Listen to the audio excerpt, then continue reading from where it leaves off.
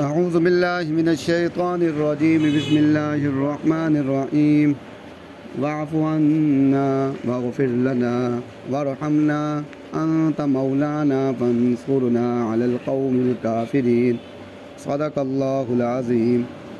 درود شریف۔ اللہم صل علی سیدنا و مولانا محمد وعلی آل سیدنا و مولانا محمد وبارک وسلم۔ میرے محترم بھائیوں، دوستوں اور بزرگوں، رمضان المبارک کا مہینہ بہت ہی قریب ہے، اور رمضان المبارک کے مہینے میں کے متعلق یہ بات آتی ہے کہ پہلا عشرہ جو ہے وہ رحمت کا ہے، دوسرا عشرہ جو ہے وہ مغفرت کا ہے، تیسرا عشرہ جو ہے وہ جہنم سے آزادی کا ہے، اور رمضان المبارک کی بڑی فضیلت ہے۔ اب یہ رحمت کا ہے، رحمت کا تعلق بھی گناہ کے ساتھ ہے، مغفرت کا ہے، مغفرت کا تعلق بھی گناہ کے ساتھ ہے، جہنم سے آزادی کا ہے، اس کا تعلق بھی گناہ کے ساتھ ہے۔ اور قرآن مجید میں جب بھی اللہ تبارک و تعالیٰ کسی نوازنے کا ذکر فرماتے ہیں تو مغفرت اور بخشش کا ذکر فرماتے ہیں۔ تو حالانکہ مغفرت اور بخشش تو اس کے لیے ہوتی ہے جو گناہ گار ہو۔ اب اس سے یہ بات معلوم ہوتی ہے کہ انسان جو ہے وہ ہر وقت گناہ گار ہے، کسی نہ کسی درجے میں وہ گناہ گار ہے، مگر ہمارے ذہنوں میں یہ بات ہے کہ ہم یہ سمجھتے ہیں کہ 2-3 گناہ ہمیں یاد ہیں، ہم یہ سمجھتے ہیں کہ بس ہم اسی میں گناہ گار ہیں، اب ہم گناہ گار نہیں رہے۔ اس وقت میں ہم گناہ گار تھے، اب ہم گناہ گار نہیں رہے۔ وہ اس وقت گناہ گار تھے، ہم نے معافی مانگ لی، اب ہم گناہ گار نہیں رہے۔ تو قرآن مجید کے الفاظ سے، نبی کریم صلی اللہ علیہ وسلم کی احادیث مبارکہ سے یہ بات معلوم ہوتی ہے کہ اتنی بخشش اور مغفرت کا ذکر کیا گیا ہے، تو اس سے یہ بات معلوم ہوتی ہے کہ آدمی ہر وقت گناہ گار ہے۔ اب ہمارے ہاں گناہ گاری کا ایک فیشن چل پڑا ہے۔ ہر آدمی جو ہے جب دوسرے سے بات کرتا ہے تو وہ یہ بات کہتا ہے کہ جناب میں بہت گناہ گار ہوں۔ ایک لمحے کے لیے آپ اس سے پوچھ لیں کہ بھئی آپ نے ابھی کہا ہے کہ آپ بہت گناہ گار ہیں، تو آپ کے الفاظ یہ بتا رہے ہیں کہ آپ نے بہت گناہ کیے ہیں، ذرا اس کی ایک تفصیل تو بتا دیں، وہ آپ کو نہیں بتا سکے گا۔ کیوں؟ اس نے اس وجہ سے نہیں کہا کہ گناہوں کی وجہ سے نہیں کہا، بلکہ ایک فیشن، ایک معاشرے کے اندر فیشن بن گیا ہے کہ ہر آدمی یہ کہتا ہے عاجزی دکھانے کے لیے کہ جناب میں تو بہت گناہ گار ہوں۔ اگر اس نے دل سے کہا ہوگا تو وہ آپ کو گناہ بتلائے گا کہ جناب میرے تو یہ گناہ ہیں، اس معاملے کے اندر میری کوتاہیاں ہیں، اور یہ جو معاملہ ہے وہ گناہ جب سوچ کر بتائے گا تو وہ ایک الگ بات ہوتی ہے۔ تو اس وجہ سے ہمیں پہلے تو یہ بات چاہیے کہ ہمیں یہ بات معلوم ہو کہ گناہ کسے کہتے ہیں، ہمیں یہ بات معلوم ہو کہ گناہ کسے کہتے ہیں۔ بلکہ بعض اوقات تو جو ہے اگر کسی سے پوچھ لیا جائے بھائی آپ نے کہا ہے کہ آپ گناہ گار ہیں، تو گناہ کسے کہتے ہیں، تو وہ اس کا جواب ہی نہیں دے سکتا۔ تو اس وجہ سے پہلے تو ہمیں یہ بات معلوم ہونی چاہیے کہ گناہ کسے کہتے ہیں۔ تو گناہ کے بارے میں یہ بات یاد رکھیں کہ گناہ جو ہے، پہلی تعریف جو علماء نے فرمائی ہے وہ یہ ہے کہ گناہ اسے کہتے ہیں کہ اللہ کے حکموں کو نہ ماننا۔ اب اس کی تفصیل میں جائیں کہ اللہ سے چھوٹا حکم سے لے کر بڑے سے بڑا حکم تک کسی بھی حکم کو نہ ماننا یہ گناہ ہے۔ اپنے مالک کے حکم کو نہ ماننا یہ گناہ ہے۔ دوسری تعریف یہ ہے نبی کریم صلی اللہ علیہ وسلم کی سنتوں پر عمل نہ کرنا۔ نبی کی سنت موجود ہے، اس کے مقابلے میں ہم دوسروں کے طریقے کو اختیار کرتے ہیں، تو یہ فرمایا کہ یہ بھی گناہ ہے، نبی کی سنتوں پر عمل نہ کرنا یہ بھی گناہ ہے۔ 2 تعریفیں۔ تیسری تعریف یہ ہے کہ دین کے اندر اپنی طرف سے کچھ اضافہ کر دینا، جس کو ہم بدعت کہتے ہیں، یہ بھی گناہ ہے۔ اب 3 تعریفیں آ گئی۔ اب کچھ نہ کچھ ہمیں محسوس ہو گیا کہ جناب کچھ نہ کچھ تو ہم گناہ گار ہیں، کیونکہ اللہ کے جتنے بھی احکام ہیں ہم سارے حکموں پر عمل نہیں کر رہے، کوئی نہ کوئی حکم ہم سے چھوٹ بھی جاتا ہے، ہم ان حکم پر عمل نہیں کرتے۔ اسی طریقے سے نبی کریم صلی اللہ علیہ وسلم کی جتنی سنتیں ہیں وہ کچھ نہ کوئی سنتوں میں سے کوئی نہ کوئی سنت ہم چھوڑ بھی دیتے ہیں، تو ہم گناہ گار ہیں۔ اور ہمیں یہ بات بھی معلوم ہو گئی کہ بعض اوقات کوئی مسئلہ ہوتا ہے، علماء عالم ہم سے دور ہوتے ہیں، یا ہمیں جھجک ہوتی ہے، یا ہماری عادت بنی ہوئی ہے، ہم اپنی طرف سے کوئی قیاس کر کے دین کا کام کر لیتے ہیں، تو بعد میں معلوم ہوتا ہے کہ جناب یہ دین کا جو ہم نے طریقہ اختیار کیا ہے، ہم نے تو ثواب سمجھ کر کیا ہے، مگر دین کے اسلام کے اندر یہ طریقہ نہیں ہے بلکہ یہ طریقہ ہے، تو اس وجہ سے اس میں بھی ہم گناہ گار ہو جاتے ہیں۔ دین کے اندر کوئی نئی چیز پیدا کر دینا جس کو بدعت کہتے ہیں، یہ بھی گناہ گاری ہے۔ اب اتنا ہمارے دل میں بات آ گئی ہے یہ بات سننے کے بعد کہ ہم کچھ نہ حد تک گناہ گار ہیں۔ اب قرآن اور حدیث سے یہ بات معلوم ہوتی ہے کہ ہر آدمی ہر لمحے گناہ گار ہے، تو ہمیں تو اب کچھ محسوس ہوا ہے، مگر قرآن و حدیث سے یہ بات معلوم ہو رہی ہے کہ ہر آدمی ہر درجے میں گناہ گار ہے، کچھ کم ہے کچھ زیادہ ہے، تو اس کے لیے اب ہم مزید تفصیل میں جائیں گے۔ اچھا، کچھ گناہ ایسے ہوتے ہیں جس سے آدمی کافر ہو جاتا ہے، یہ بات یاد رکھیں، گناہ ہی سے آدمی کافر ہوتا ہے۔ کچھ گناہ ایسے ہیں کہ وہ اس تعریف میں دیکھیں آپ کہ اللہ کے حکموں پر عمل نہ کرنا، نبی کریم صلی اللہ علیہ وسلم کے حکموں پر اور آپ کی سنتوں پر عمل نہ کرنا، تو کچھ گناہ ایسے بنتے ہیں جس سے آدمی کافر ہو جاتا ہے، اور کچھ گناہ ایسے ہیں جس سے آدمی گمراہ ہو جاتا ہے، بھٹک جاتا ہے، اور کچھ گناہ ایسے ہوتے ہیں جس پر وعید آئی ہے۔ تو گناہوں کی یہ قسمیں ہیں۔ اچھا، اب ہم تفصیل میں جاتے ہیں۔ تفصیل یہ ہے کہ دین کے 5 شعبے ہیں۔ کتنے شعبے ہیں؟ 5 شعبے۔ ایک شعبہ ہے اسلامی عقائد کا۔ دین کے جو 5 شعبے ہیں، 5 شعبے کیوں ہیں؟ ان 5 شعبوں کے ساتھ انسان کا تعلق ہے، چھٹے شعبے کے ساتھ تعلق نہیں ہے۔ انسان کا 5 شعبوں کے ساتھ تعلق ہے، تو دین جو ہے وہ قیامت تک کے لیے اس نے اسی 5 شعبے کے اندر ہی انسان کی رہنمائی کی ہے، کیونکہ انسان کی ضرورت 5 شعبوں کی ہے۔ پہلا شعبہ جو ہے وہ اسلامی عقائد کا ہے۔ دوسرا شعبہ جو ہے وہ اسلامی عبادات کا ہے، اسلامی اعمال عبادات اس کو کہتے ہیں، اسلامی عبادات کا ہے۔ تیسرا شعبہ جو ہے وہ معاملات کا ہے۔ اسی طریقے سے چوتھا شعبہ جو ہے وہ معاشرت کا ہے۔ اسی طریقے سے 5واں شعبہ جو ہے وہ اخلاقیات کا ہے۔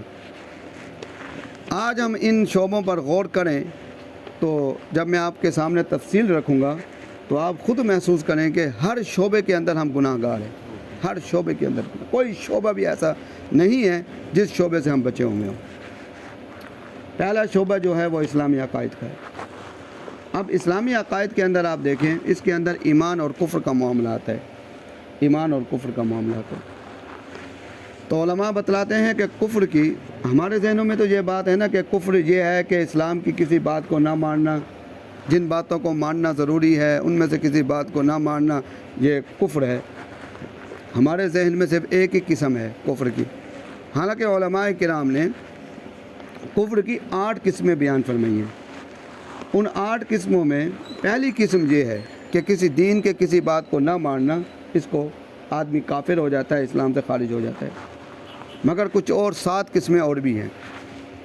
اب 7 قسمیں جب میں آپ کے سامنے بیان کروں گا تو آپ سوچنے پر مجبور ہو جائیں گے کہ جناب یہ تو کفر، یہ جو گناہ ہے یہ تو معاشرے کے اندر عام ہے، ہم تو گناہ کی بات کر رہے ہیں یہاں، تو جب یہ اگر کفر کی یہ صورتیں ہیں، یہ صورتیں ہیں، تو پھر بہت کم ہی لوگ بچے ہیں جنہوں نے اپنا ایمان بچا رکھا ہے۔ ایک کفر کی جو صورت ہے وہ کفر سکوت کی ہے، کفر سکوت کی۔ سکوت کے معنی ہوتے ہیں خاموشی کے، اور کفر سکوت خاموشی کے ساتھ انکار کرنا۔ اس کے لیے علماء یہ لکھتے ہیں، اب دیکھیں کفر سکوت کو سمجھیں۔ کفر سکوت یہ ہے کہ اگر کسی کے بارے میں، کسی کافر کے بارے میں آپ کے سامنے ذکر کیا جائے اور آپ یہ کہیں تعلق کی وجہ سے، جناب میرا تو اس کے ساتھ گہرا تعلق ہے، میں نہ اس کو کافر کہتا ہوں نہ میں اس کو مسلمان کہتا ہوں، اس کو علماء لکھتے ہیں کہ یہ کفر سکوت ہے۔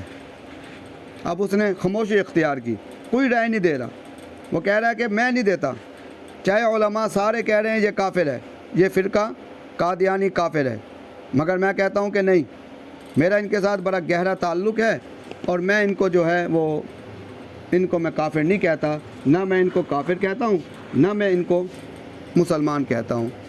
حالانکہ اس نے یہ بات نہیں کہی کہ میں ان کو مسلمان کہتا ہوں. کیا کہہ رہا ہے؟ نہ میں ان کو کافر کہتا ہوں نہ میں ان کو مسلمان کہتا ہوں. تو علماء لکھتے ہیں کہ اس کو کفر سکوت کہتے ہیں کہ وہ مانے نہ مانے.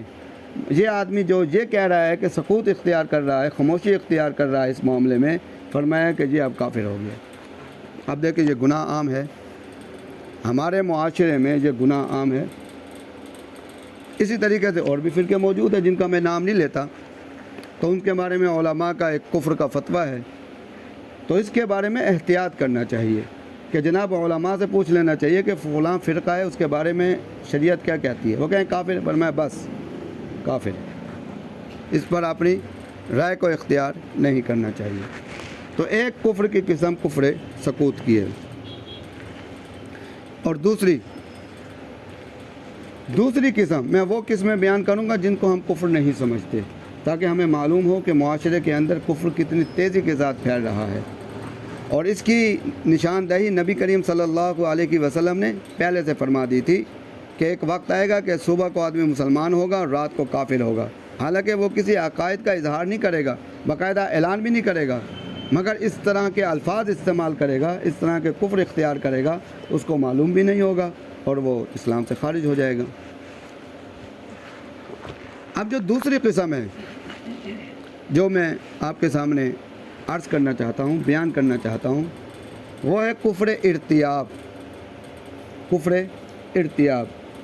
کفر ارتیاب جو ہے علماء کہتے ہیں اس کو کہتے ہیں شک. ارتیاب جو ہے وہ شک سے ہے. اور یہ ارتیاب کا لفظ جو ہے نا، ہم قرآن مجید سورۃ البقرہ پڑھتے ہیں، ذالک الکتاب لا ریب فیہ، ریب نہیں کوئی شک، لا ریب نہیں کوئی شک، ریب معنی شک کے ہوتے ہیں. تو یہ ریب سے نکلا ہوا لفظ ہے ارتیاب، اس کے معنی ہوتے ہیں شک کے. تو اسی وجہ سے ایک کفر کی قسم ہے شک کی. اب شک کی کیا کیفیت ہے؟ شک کی یہ کیفیت ہے کہ معاشرے کے اندر اس کی مثال ایسے ہے کہ کسی معاملے میں شک کرنا، یعنی دل کے اندر شک کا ہونا. اب ہم درس قرآن سن رہے ہیں، اس کے اندر ذکر آ گیا کہ قبر کا عذاب کا، ذکر آ گیا جنت جہنم کا، ذکر آ گیا مرنے کے بعد کی زندگی کا. اب ہم شک میں پڑ گئے، اب ہمارے دل میں شک پیدا ہو رہا ہے، ہو سکتا ہے ہو سکتا ہے نہ ہو. تو یہ جو شک کی کیفیت ہے، اگر اس حالت میں بھی آدمی ہوگا تو اسلام سے خارج ہو جائے گا. تو اس کو کفر ارتیاب کہتے ہیں. اور اس کی ایک مثال واضح طور پر یہ ہے کہ جب آدمی دین کے ساتھ جڑا ہوا نہیں ہوتا، جب ایسے لوگوں سے جن کو جو فتنے ہیں، جن کو علماء نے کافر کہا ہے، جس طریقے سے قادیانی ہیں، تو ہم سنتے رہتے ہیں. کئی لوگ ایسے آتے ہیں جو دین سے جڑے ہوئے نہیں ہوتے، ان کے دماغ کی تختی خالی ہوتی ہے، اور وہ ان کے پاس جا کر بیٹھتے ہیں، اور وہ لوگ بھی انہی پر محنت کرتے ہیں جن کا تعلق علماء کے ساتھ نہیں ہوتا. تو وہ لوگ ان پر محنت کرتے ہیں. تو جب وہ ہمارے پاس آتے ہیں نا، تو ہم ان سے پوچھتے ہیں کیا مسئلہ ہے. کہتے ہیں جناب ہم نے ان سے یہ بات سنی، اس کی وضاحت کریں. اور وہ بات ایسی بات ہوتی ہے جو اسلام کی بنیادی بات ہوتی ہے. ہم حیران ہوتے ہیں کہ یار ایک مسلمان کو یہ بنیادی باتیں تو اسے معلوم ہونی چاہیے. اور دوسرے الفاظ ان کے کیا ہوتے ہیں؟ ان کے یہ ہوتے ہیں کہ جناب آپ کہیں نہ کہیں، بہرحال ان کے پاس دلائل موجود ہیں، یہ شک کی کیفیت ہے. حالانکہ جب انسان کا دین کے ساتھ تعلق ہوگا تو اس کا ایمان مضبوط ہوگا، اس کو وہ دلائل نظر نہیں آئیں گے. اس کے زبان کے کلمات کیا ہوں گے کہ جناب وہ جھوٹے ہیں. وہ کیا ہے؟ جھوٹے ہیں. دلائل تو ہمارے پاس ہیں، ان کے پاس کہاں سے دلائل آ گئے؟ جب دین سے جوڑ ہوگا تو کیا کہے گا؟ ان کے پاس اکثر یہ ہم سنتے ہیں، جناب ہم ادھر گئے ہیں، ان کی بات سنی ہے، ان کے پاس دلائل تو ہیں. اب دیکھیں یہ شک کی کیفیت ہو گئی. تو جناب یہ جو ہے اب اسلام سے آدمی خارج ہو گیا. اسی طریقے سے ایک واقعات ہے امام راضی رحمۃ اللہ علیہ کے بارے میں. امام راضی رحمۃ اللہ علیہ کے بارے میں آتا ہے کہ اس وقت کیونکہ ان کے دور میں اللہ کے وجود کے انکار کرنے والے دہریہ موجود تھے، جو اللہ کے وجود کا انکار کرتے تھے. تو انہوں نے تقریباً ایک کتاب لکھی اور 101 دلائل تھے ان کے پاس. اور ایسے دلائل تھے، 101 دلائل تو ان کے پاس بہت تھے، مگر 101 دلائل وہ تھے، کسی ایک دلیل کا بھی کوئی رد نہیں کر سکا۔ 101 دلائل وہ تھے کہ ایک دلیل کو بھی کوئی رد نہیں، اس کا جواب نہیں دے سکا۔ امام راضی رحمۃ اللہ علیہ کے بارے میں آتا ہے، انہوں نے اللہ کے وجود کے ایسے دلائل قائم کیے، اور عقلی دلائل کوئی رد نہیں کر سکا۔ تو ان کے بارے میں آتا ہے کہ وہ اپنے دور کے اندر ایک بزرگ تھے، امام نجم الدین کبریٰ رحمۃ اللہ علیہ، بہت بڑے اللہ والے تھے، ان کی صحبت میں آئے اپنی اصلاح کے لیے، یہ بہت بڑے عالم تھے۔ تو نجم الدین کبریٰ رحمۃ اللہ علیہ، ان کے بارے میں شہرت تھی، سن رکھی تھی کہ یہ اللہ کی وحدانیت کے امام ماہر ہیں، دلائل کے ماہر ہیں، امام ہیں۔ تو نجم الدین کبریٰ رحمۃ اللہ علیہ نے پوچھا کہ امام راضی یہ بتلاؤ کہ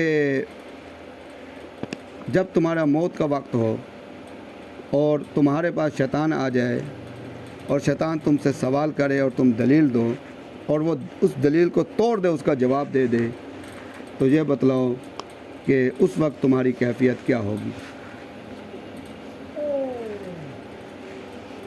امام راضی رحمۃ اللہ علیہ نے فرمایا کہ حضرت میرے پاس تو بڑے دلائل ہیں، وہ نہیں توڑ سکتا۔ فرمایا کہ فرض کرو کہ شیطان تو شیطان ہے، شیطان جو ہے آدمی کو گمراہ کرنے کے لیے اسی کے روپ میں آتا ہے، اسی کی شکل میں آتا ہے، اسی طرح آتا ہے، تو وہ آخری وقت میں وہ دلائل توڑنے کے لیے آئے گا، وہ کوئی نہ کوئی جواب دے گا، تو کیا کرو گے؟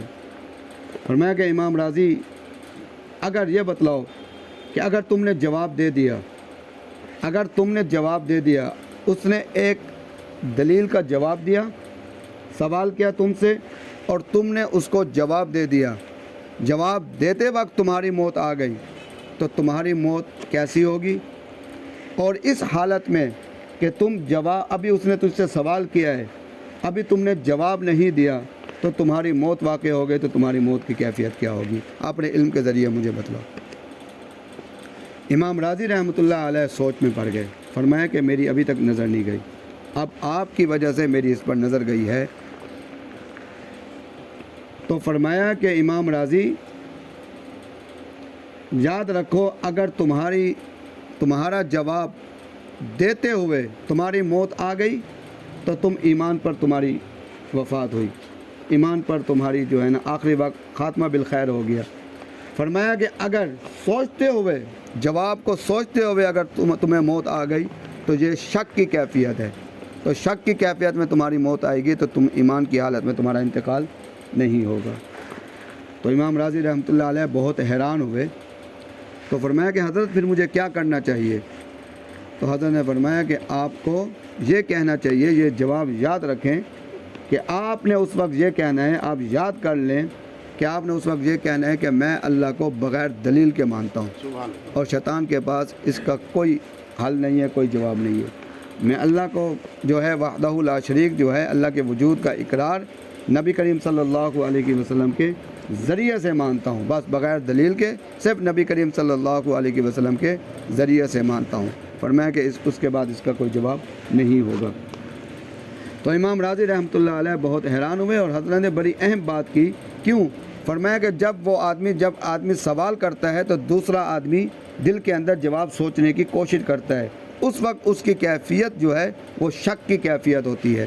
فرمایا کہ اگر شک کی کیفیت میں مارا گیا تو پھر جو ہے اسلام سے، اس کو کفر ارتیاب کہتے ہیں، کہ آدمی شک کی کیفیت میں رہے تو اس کو کفر ارتیاب کہتے ہیں۔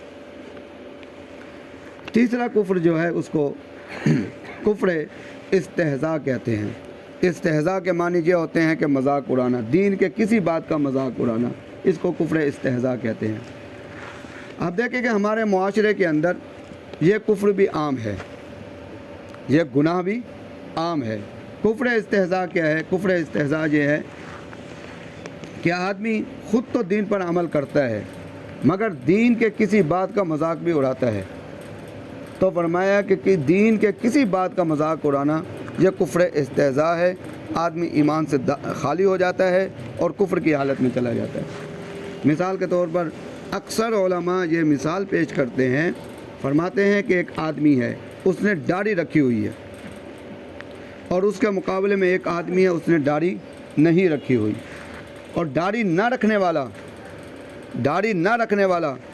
کسی سے داڑھی کے بارے میں کوئی مذاق کرے برداشت نہیں کرتا، ڈانٹ دیتا ہے، خبردار یہاں بات کی تو داڑھی پر، نبی کی سنت ہے۔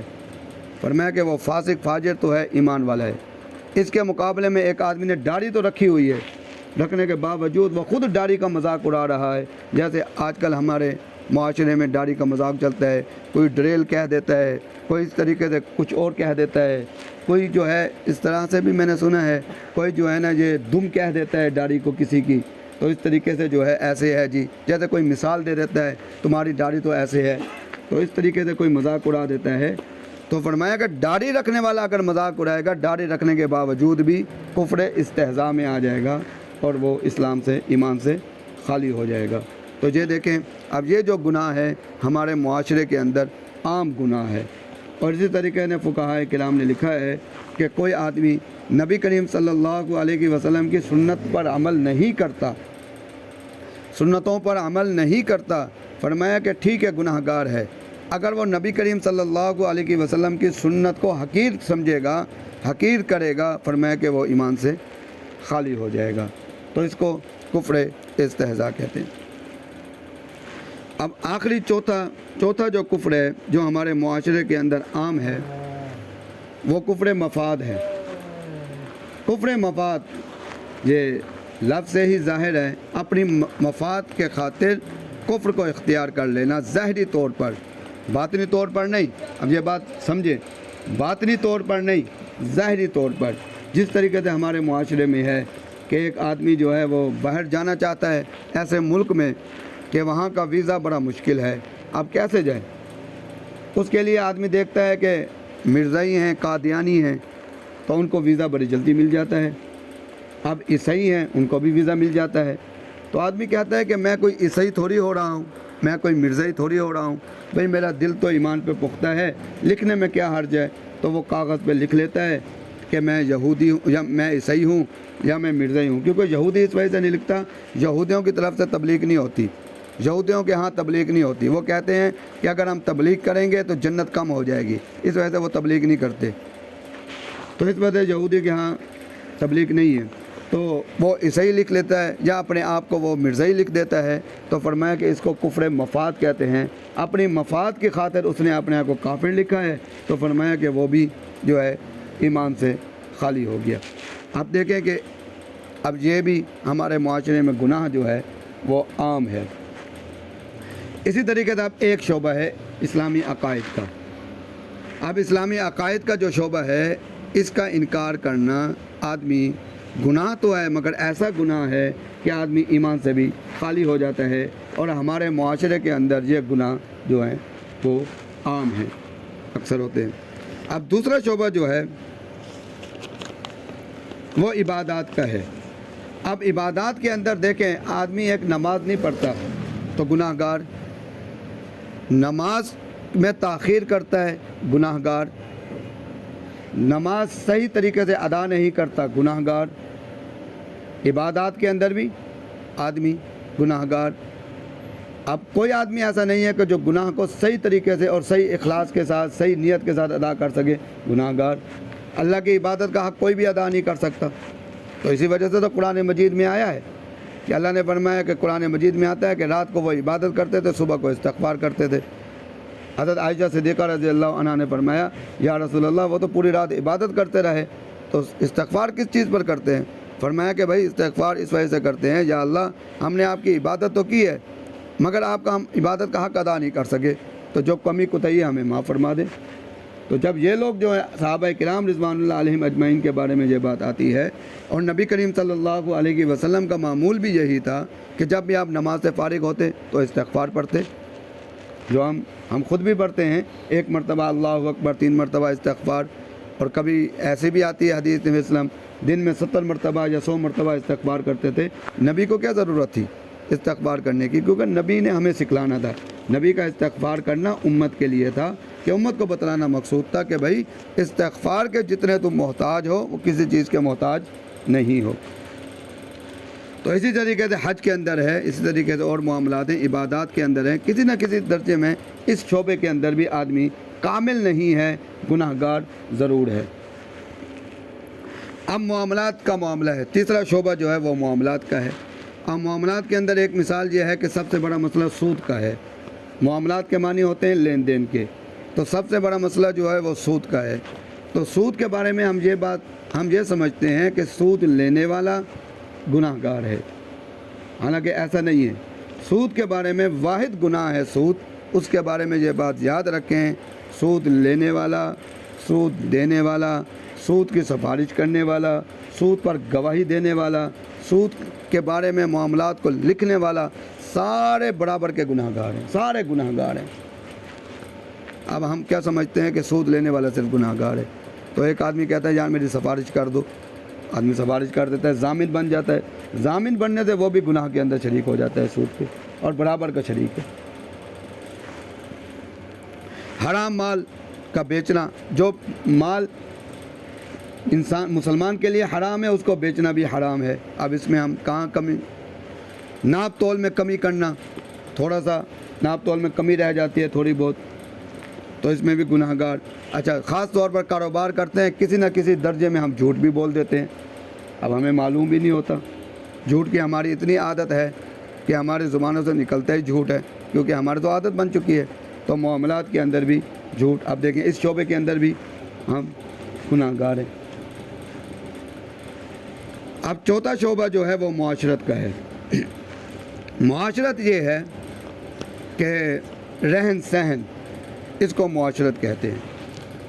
اب رہن سہن کے اندر یہ بات یاد رکھیں کہ کسی کو کوئی تکلیف دے دی، معاشرت، کسی کو ہماری طرف سے کوئی تکلیف ہوگی، ہم گناہ گار۔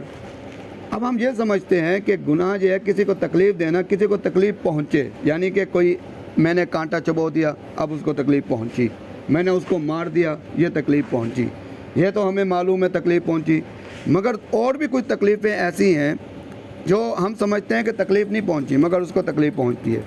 خاص طور پر مثال کے طور پر آپ حیران ہوں گے، اب دسترخوان لگا ہوا ہے، دسترخوان لگا ہوا ہے، اب جگ میں پانی آ گیا، اب ہمارے جو ساتھی ہوتے ہیں نا جی، جگ میں پانی آ گیا، جگ کو اٹھایا، گلاس ساتھ پڑا ہوا ہے، اس نے پانی پینا شروع کر دیا جگ سے۔ اب بھائی یہ تو نے کیا کیا؟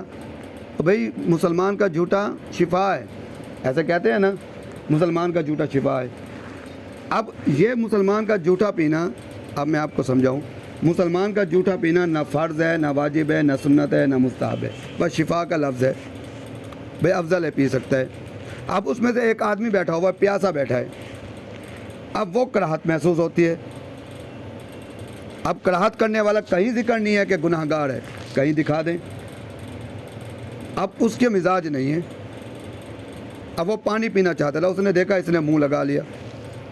اب دیکھیں، اب آپ سمجھ رہے ہیں کہ ہم نے ثواب کا کام کیا ہے، معاشرت کے اندر کیا، ایک بھائی کو آپ نے تکلیف پہنچائی، اب وہ بیٹھا ہے 3 گھنٹے بیٹھا ہے بیچارہ، یہاں پہ پیاسا بیٹھا ہے، جتنی دیر وہ پیاسا بیٹھا رہے گا، اب بتائیں کہ یہ جو کہہ رہا ہے شفا ملے گی، اب اس کو ملی شفا؟ کتنی تکلیف ہوئی؟ اب اتنا بڑا جو ہے برتن آیا، اب برتن کے اندر جناب جی جو ہے وہ اکٹھے کھانا ہے، اب کیا ہے جی، وہ ایک آدمی جو ہے کبھی ادھر ہاتھ ڈالتا ہے، کبھی ادھر ہاتھ ڈالتا ہے، کبھی ادھر ہاتھ ڈالتا ہے۔ اب ایک آدمی کراہت محسوس کرتا ہے، اس نے چھوڑ دیا، اب اس نے بھوک ہے اس کو، اب بتائیں آپ نے نیکی کا کام کیا یا کسی کو تکلیف دی؟ آپ نے تکلیف دی۔ اکثر ایسے ہوتا ہے کہ ہمارے اکثر دیندار لوگوں کے اندر بھی یہ بات ہے کہ جناب جی برتن آیا تو اس میں ایک ہی برتن کے اندر کھانا شروع کر دیا، حالانکہ اصول کیا ہے؟ اصول یہ ہے 7 پلیٹ ہو، جتنا آپ نے کھانا ہے اتنا اس میں سے نکالیں تاکہ باقی ضائع نہ ہو، باقی جھوٹا نہ ہو۔ اکثر ایسے ہوتا ہے کہ وہ ایک ہی برتن میں، اسی برتن میں کھانا لینے 4 لقمے ہوتے ہیں، اور جناب جی وہ جو سالن ہوتا ہے وہ تقریباً ہوتا ہے 100-200 لقمے کا، اب اس میں سے ہم نے کھانا شروع کر دیا۔ تو اس لیے اس چیز کے لیے اہتمام کرنا اصل چیز یہی ہے۔ اب ہمارے ساتھی بھولے بھالے جو ہیں وہ اس طریقے سے اختیار کرتے ہیں، روز دیتے ہیں، اب دوسرے آدمی کا خیال نہیں کرتے۔ اب کھانا جو ہے اپنی طرف سے کھانا چاہیے، اور یہ کھاتے وقت معاشرت سے مراد یہ ہے کہ آپ کا رہن سہن ایسا ہو کسی کو آپ کی وجہ سے تکلیف نہ پہنچے۔ اب ہمارے ہاں اس دن میں نے مسجد میں تہجد کی فضیلت بیان کر دی، کیا ہوا کہ دوسرے دن وہ 3 آدمی نے شکایت کر دی کہ جناب وہ بابا جی ہیں، وہ صبح کو 2 بجے انہوں نے ہمیں اٹھا دیا، دروازہ کھٹکا کے بھائی اٹھو تہجد پڑھو. اب ایک کو اٹھایا, دوسرے کو اٹھایا, تیسرے صاحب نے ہاتھ باندھے, بھائی مجھے سونے دو. تو کہا جی اب آپ بتائیں کیا کریں, ہم رات کو تھکے ہوئے ہوتے ہیں.